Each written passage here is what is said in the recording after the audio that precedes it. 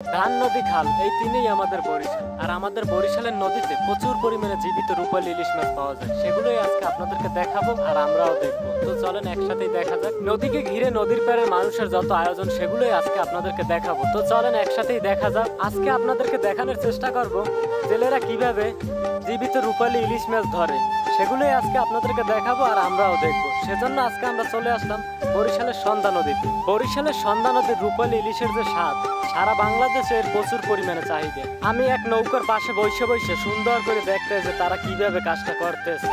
আর এই যে প্রথম মাছ, আলহামদুলিল্লাহ দেখেন মাছটার শক্তি কি পরিমাণ। আমার লাইফে ফার্স্ট টাইম আমি দেখলাম যে জেতা ইলিশ মাছ একদম চোখের সামনে লাফাইতেছে।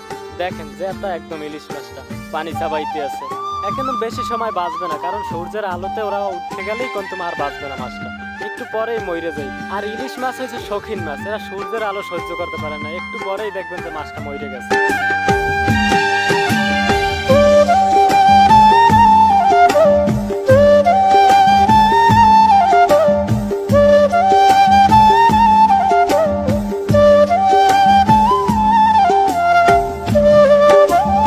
মনে হইতেছে আর একটা মাছ উঠছে, এই যে ছাড়াইতেছে, এখন দেখতে পাইবেন। এই যে দেখেন মাছটা আপনাদেরকে একটু জুম করে দেখাই আপনাদের। এই যে দেখেন, আর মাছগুলোর সাইজ কিন্তু বড় বড় আছে, 800-900 গ্রাম ওই যে এক একটা মাছ।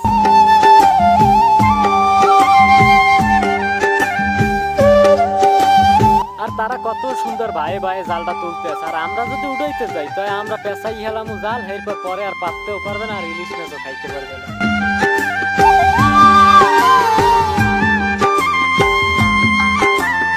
আর আপনারা কারা কারা নৌকায় উঠে ইলিশ মাছ ধরা দেখছেন অবশ্যই কমেন্টে জানাইবেন যে তার কত একটা মজা, তা আপনারা তো অবশ্যই পাইছেন। আর আপনারা যারা সাঁতার জানেন না, হেরা বুঝে ভুলেও নৌকা উঠে থাকেন, তয় কলম ডরাই মরবেন, কারণ এ যে ডোলা ডোলে মোরই ডর হরে, তার আপনারা কি করবেন কইতে পারি না।